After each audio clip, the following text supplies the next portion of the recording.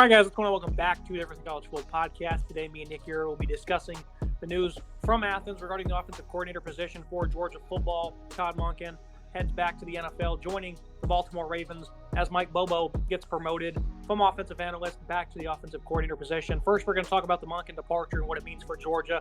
And then at the end of the episode, we'll discuss Bobo and the impact he will have himself in this upcoming season and potentially years to come. You know, this is a team that certainly had a strong identity for many years under Kirby Smart when he first arrived. Defense obviously was terrific. But the offense, they certainly lacked, hitting a good stride, I would say. They didn't have, overwhelmingly impressive balance. The identity was to just pound the rock, and they did that phenomenally. It was a great backfield. They were putting out guys in the NFL left and right. But versus the tougher opponents, they weren't very good. And that was one thing that was certainly holding them back from a national standpoint, even in conference for a little bit. 2019, for example, a year before they decided to bring Monken in, they averaged 331 yards per game and 20.8 points per contest versus 5 ranked opponents. That's certainly not great. Of course, they did, manage to win most of those games versus the tougher opponents, but, still they were unable to really hit that next level until Monken came in. He's got about 10 years of NFL experience already under him. He arrives, elevates this offense completely. All 3 years they got better when he was there. He understood his personnel to a T, I would say. He did great work with Stetson Bennett, for example, a much less talented quarterback, but he put him in very favorable situations. This is a team that is really known for enhanced use of their tight ends over the last couple of years. Obviously, they've recruited some ballers like Brock Bowers, Darnell Washington. But this is a team that, same goes for receiver, too. Much less talented guys. Ladd McConkey is one of those guys who've just really thrived in this scheme, in this system.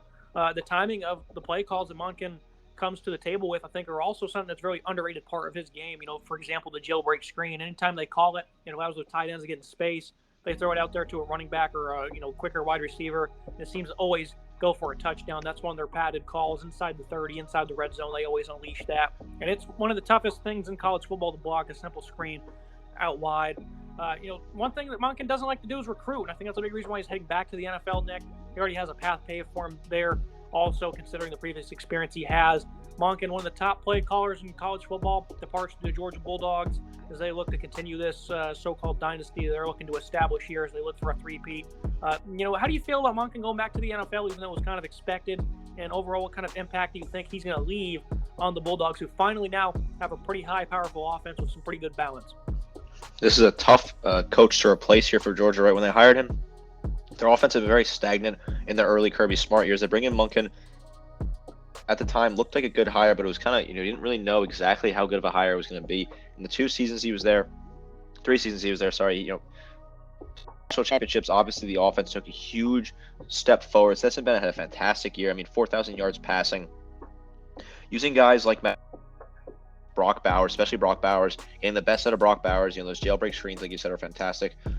Monken is a great play caller, and he was able of the talent this Georgia offense had. In the past, they were not able to produce with the talent they had, and it found them in trouble, and it cost them in games against Alabama in the past and other SEC foes.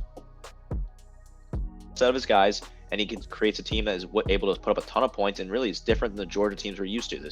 We're used to Georgia teams not scoring a whole lot of points, just classic Kirby Smart defense. But now, the past couple of seasons, the offenses have put up a ton of points. They've been able to blow out some teams and put up good points in big games.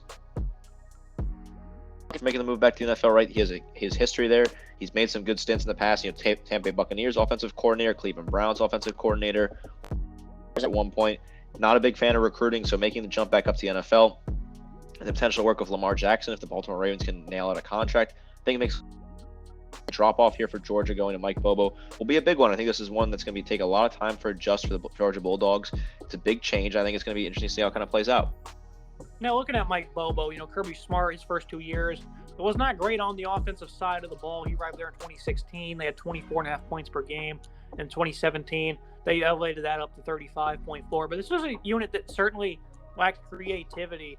And that's, I think, one reason why a lot of fans are probably not happy that Mike Bobo was coming back, is because it was way too predictable, I would say, even though and I think after he departed, that's why the offense really stifled before Monken arrived, is they were just way too predictable, lack of creativity. And now there's a little bit more creativity. They're also playing smash mouth football incredibly well. Bobo was very successful at Georgia. He was QB coach from 2001 to 2006. 2007 to 2014, he was the offensive coordinator in some really good years. Aaron Murray, far and away the leader in all-time school history for yards and touchdowns. They had some high-powered offenses. I mean, even in 2012, they led college football in yards per play. This is a unit that was really good, though. 41 points per game in 2014, almost 37 and 13. And like I said, 2012 was a phenomenal year. And those was a lot less talent as well. And, of course, football has really changed, especially down south over the past decade or so when he was last here. But since then, though, this has not been great for Mike Bobo since he left for Colorado State.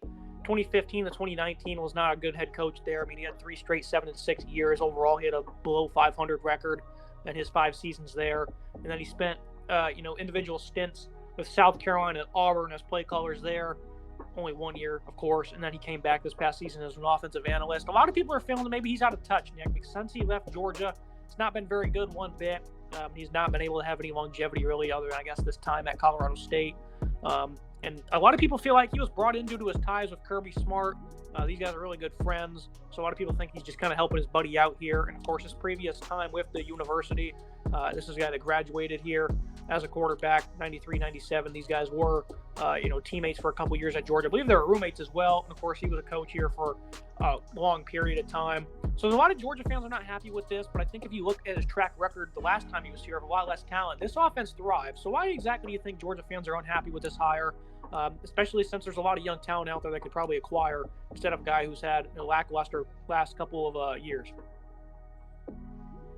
It certainly is interesting comparing this hire to a hire made in Tuscaloosa this past year with bringing back Kevin Steele to Alabama. Bringing back a former coordinator who worked at the program, someone deeply related to the program that had previous stops in the last couple of years, really hasn't worked out. I think, honestly, the two hires are very similar when you look at their resumes. Mark Richt was a fantastic coordinator, right? He was a Broyles Award finalist in 2012 with the Aaron Murray offense. He also had Matt Stafford as quarterback, who, of course, was the #1 overall pick in the past. So his offense has certainly produced a lot of successful quarterbacks who ended up having decent careers in the NFL. And he made the move to Colorado State. It didn't really work out. They really kind of fell apart completely out there. He goes back to South Carolina with Will Muschamp. Apart really quickly. He was interim coach in 2020. Then he goes to Auburn for 1 year under Brian Harsin, and Auburn fans absolutely hated Mike Bobo. They blamed a lot of their troubles on him. Harsin era at Auburn obviously is one they want to forget in the Plains, and Mike Bobo certainly wasn't helping that team at all. That team struggled top to bottom.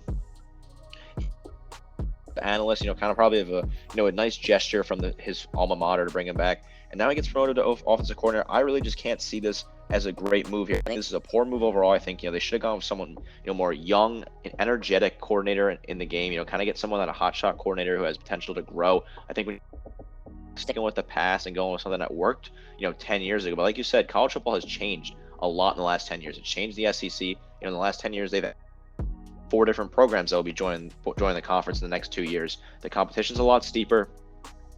Things have changed overall. The sport is totally different. Bobo is just sticking to something that and I think it's too risky for a school like Georgia that wants to compete for national championships every single year, has won back-to-back national championships, and trying to build a dynasty. I think Mike Bobo is a step in the wrong direction for the Georgia Bulldogs, and I really think this is going to play out poorly for them. Certainly feels like a big regression hire. But one thing I did say about the Kevin Steele hire at Alabama is it feels like Nick Saban's going to be more hands-on with his defense this year. And I think the same thing can be said for Georgia. Of course, Kirby Smart's not really an offensive guy. The defensive side of the ball is his forte. But I certainly think that Bobo's not going to have the longest of leash like Monken had, who was incredibly respected, and they didn't have to worry about him one bit. They let him come in there and implement his system. And I think Georgia's certainly going to stick to it. So I think they're going to try to continue the ride with this powerful running game. And, just play calling is, very ideal. And I feel like Monken, the biggest thing he did was just timing and, understanding the flow of the game. That's something Bobo's going to have to, showcase he's able to replicate, because that's certainly why Georgia was really good. So it's going to be interesting to see what happens with Bobo. Nice group of quarterbacks. You got Carson Beck, Brock Vandegrift there, Gunnar Stockton, 3 great guys. There's a video I made on that a while ago. I think they have a very great offensive line with physicality. It's certainly among college football's best. They have a phenomenal backfield as well. But we'll see if the lack of weapons outside, of course, Bowers, he'll be one of the top prospects in 2024 draft. But for the most part, no, they don't really have overwhelming talent at some of these skilled positions, but they really make it work mainly because of scheming and play calling and, of course, coaching. Del McGee does a great job with his running backs. So it'll be interesting to see what happens. Mike Bobo coming in, you're not really a big fan of it. I'm a little bit more on the optimistic side than most Georgia fans, or even you are. Do you think that considering the schedule they have upcoming in this year, do you think this knocks them out of playoff contention by any means? Do you think they're still going to be the national title favorite? No, I certainly think this doesn't knock them out of playoff contention. I think there's so much talent on the defense, and Kirby Smart, reloads, and there is still a ton of talent on offense. So might be a very premature reaction from Georgia fans. I don't like the hire, but that doesn't mean I don't think that this team is still very talented. They're the defending national champion, back-to-back defending national championships. For now, they got to be the number one team in the nation for me. They got to be the favorites to win the national championship. Of course, Alabama's knocking on the door. I think Clemson will have a big shout, and Ohio State as well. But for me, I think we'll see a regression for Georgia. Their schedule is very weak, so there is room for error and it not be the biggest issue in the world. They're not playing any really heavy hitters at all. Their toughest game's Tennessee away late in the season. So I think they're still going to find an easy path to the SC title game. I just think once you get to the SC title game, it can get really dicey when you play a really hot Alabama or a hot LSU potentially. And then you got to go to the playoffs and play a talented team in Ohio State, Clemson. So it could fall apart late in the season for Georgia. Right now, I think they're still the favorites, but there's certainly potential this could be a backfire higher and it could fall apart quickly on them. Yeah, I think if it's going to fall apart, I don't think it would be that quickly. I think, like you said, it'd be towards the back half of the year in November or December. That's probably when you'd see it fall apart, because I don't think you're going to see many tough tests over the first 10 weeks or so of the season. Short term, I think Georgia's going to be fine. Long term, I guess we'll find out and see what happens, because obviously Monken, year after year, was continuing to get better. They had over 500 yards per game this past season. Very impressive stuff out of the Georgia offense. So we'll see what happens. I think it's going to be very interesting. And maybe if the offense really regresses, maybe they can have some close calls, kind of like they did this past year early on in the season. Highly doubtful, though. I think Georgia will be just fine, at least for 2023. But long term, I think it'll be interesting to see what happens. And, Kirby Smart going back to one of his good friends and a guy that has, a lot of experience under his belt. Maybe it'll be the right move. Potentially not. There's a lot of young, bright minds out there in college football. So we'll see what happens. As always, Nick, I appreciate you joining me. Some interesting news that we was certainly expected, but I don't think Bobo's news was expected one bit. Right, I imagine Georgia to go for exciting here. They stay home with Mike Bobo. Interesting to see how it kind of develops for them. I did expect, a hire that probably come from internally, but I didn't think it'd be Bobo. I totally kind of forgot he was even on the coaching staff, to be completely honest with you. That's going to be it. Make sure you guys like, comment, subscribe. See you next time.